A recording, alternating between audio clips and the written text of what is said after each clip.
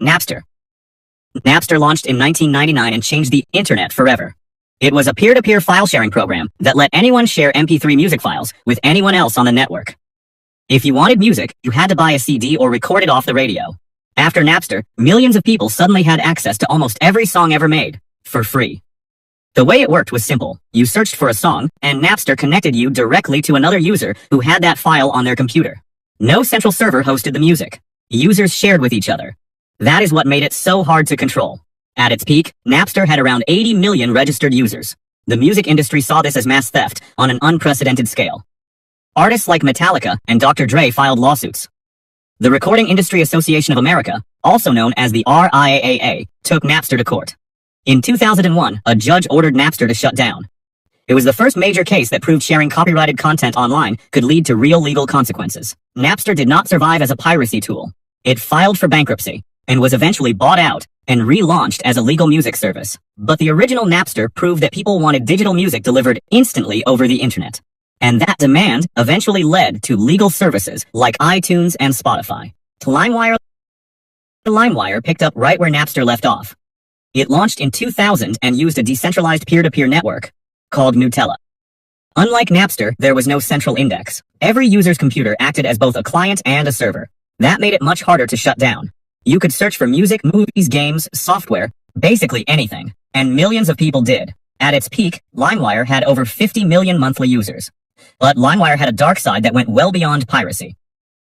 Many of the files people downloaded were fake or mislabeled. You would think you were downloading a hit song, but the file was actually a virus, a Trojan, or something completely unrelated and sometimes disturbing. LimeWire became one of the most common ways people accidentally infected their computers with malware during the 2000s. It was practically a rite of passage for early internet users.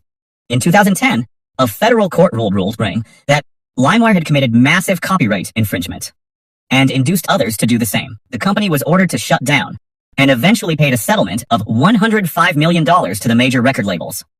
For a whole generation of internet users, LimeWire was their first experience with both free downloads and computer viruses. Often at the exact same time, Kazaa launched in 2001 and quickly became one of the most downloaded programs on the internet. It was created by a company based in the Netherlands, and it used a protocol called FastTrack, which was faster and more efficient than what Napster or LimeWire used. At its peak, Kazaa accounted for a huge chunk of all internet traffic worldwide. Some estimates said it made up nearly half of all file-sharing traffic at the time. People used it mostly for music and movies.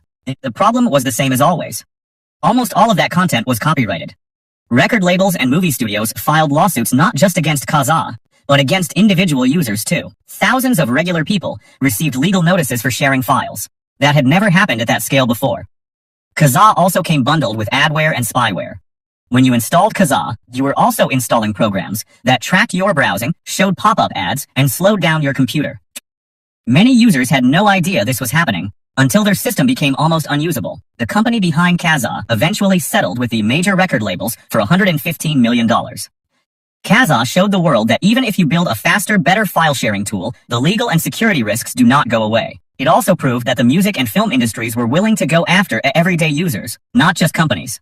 Popcorn Time appeared around 2014, and people immediately called it the illegal Netflix. The reason was simple. It looked and felt exactly like a legal streaming app. Clean interface, movie posters, categories, a search bar. You picked a movie, clicked play, and it started streaming in high quality. But behind that polished design, Popcorn Time was actually a torrent client. When you watched a movie, your computer was downloading pieces of that file from other users around the world using the BitTorrent protocol. And while you watched, your computer was also uploading those pieces to others. That means every single viewer was also a distributor of pirated content. That is an important legal distinction. In many countries, downloading copyrighted material is bad enough. But distributing it, even unknowingly, can carry much heavier penalties, including fines and criminal charges. Several countries blocked Popcorn Time at the internet provider level. Developers were arrested or forced to shut down their versions of the app. But because the source code was open source and freely available, new forks and versions kept popping up faster than authorities could take them down. Popcorn Time showed how dangerous a well-designed interface can be. It made piracy so easy and so seamless that many people forgot they were even doing anything illegal. KMS Activators. KMS stands for Key Management Service. It is a legitimate system Microsoft created so that large companies could activate hundreds of Windows or Office licenses on their internal network without contacting Microsoft's servers individually. A KMS server sits inside the company network and handles activation locally. Pirated KMS activators exploit this exact system. They set up a fake KMS server right on your own computer. Your copy of Windows or Office thinks it is talking to a real corporate activation server, so it activates itself. No product key needed. No payment made. The activation usually lasts for about 180 days, and the tool renews it automatically before it expires. It sounds convenient, but there are real risks. Many KMS activators found online are bundled with malware, Trojans, cryptometers, or backdoors that give attackers remote access to your machine. You think you are just activating Windows, but you might also be opening the door for someone to steal your data. Microsoft considers this a direct violation of their license agreement. It means you are running an unlicensed copy of their software. For most regular users, the risk is not worth it, especially since Windows 10 and 11, Windows 10 and can actually run without activation. You just get a small watermark and lose some personalization features like changing your wallpaper. Ransomware. Ransomware is one of the most clearly criminal types of software that exists. It is malware that encrypts your files, documents, photos, videos, databases, and demands payment to unlock them. Usually, the attacker asks for cryptocurrency like Bitcoin, because it is harder to trace. Here's what typically happens.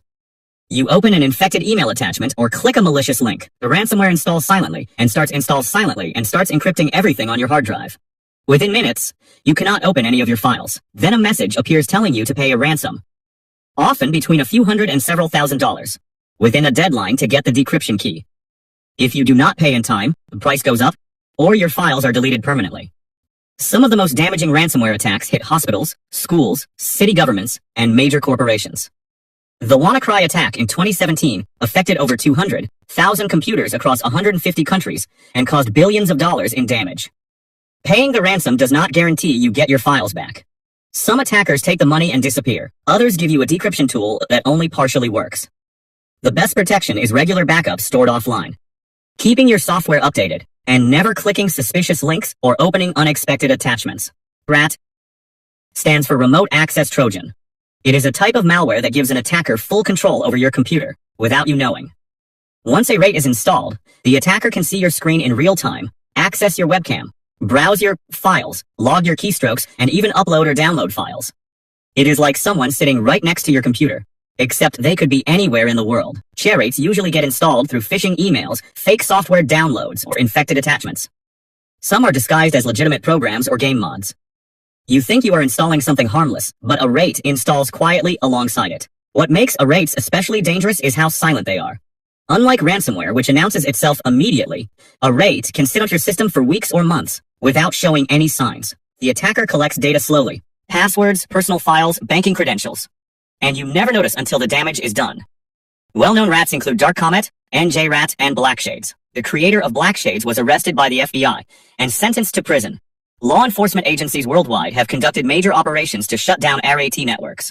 Using, distributing, or possessing a rat with intent to deploy it on someone without consent is a serious criminal offense in most countries. Keyloggers. A keylogger is a program that records every keystroke you type on your keyboard, every password, every message, every search, every credit card number, everything. There are two. Software keyloggers run as hidden programs on your computer. They start automatically when you boot up and run silently in the background. Hardware keyloggers are physical devices, small plugs that sit between keyboard and your computer. You would have to physically inspect your setup to find one. Software keyloggers are far more common. They often arrive bundled with other malware or hidden inside cracked software and fake downloads. Once installed, the keylogger sends logs back to the attacker, usually through email or a remote server. Some keyloggers are more advanced. They can take screenshots at regular intervals, record clipboard data, or even capture audio. The attacker then searches through the logs for valuable information: login credentials, banking details, private conversations. Here is the tricky part. Keyloggers themselves are not always illegal. Some companies use them to monitor employee activity. Some parents install them on children's devices. But using a keylogger on someone's device without their knowledge or consent is illegal in most countries and can result in serious criminal charges. Banking Trojans. A banking Trojan is a specialized type of malware designed to steal your financial information. Unlike a general keylogger that captures everything, a banking Trojan specifically targets online banking sessions, payment portals, and financial apps. Some banking Trojans use a technique called form grabbing.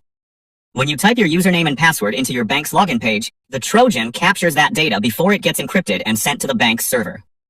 Other Trojans use web injection. They modify what your browser displays so that a fake field appears on your real bank's website, asking for extra information like your full card number, PIN, or one-time password.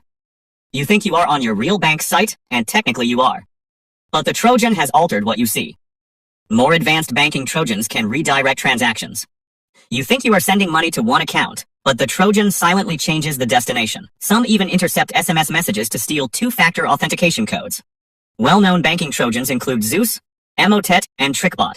These have caused billions of dollars in losses worldwide. Protecting yourself means keeping your browser updated, using two-factor authentication through an app instead of SMS, and never installing software from untrusted sources. Botnets. A botnet is a network of infected computers. Sometimes thousands, sometimes millions. All controlled remotely by a single attacker or group. Each infected computer is called a bot or a zombie. The owners usually have no idea their machine is part of a botnet. The infection starts the same way as other malware. A phishing email, a fake download, an unpatched vulnerability. Once installed, the malware quietly connects to a command and control server run by the attacker. It sits there and waits for instructions. When the attacker gives the order, all the bots act together. The most common use is DDoS attacks, distributed denial of service. Thousands of bots flood a website with so much traffic that it crashes. Botnets are also used for sending spam, mining cryptocurrencies, using other people's hardware, stealing credentials, and spreading more malware to grow the network. Some of the biggest botnets controlled millions of devices. The Mirai botnet in 2016 infected security cameras, routers, and smart home devices.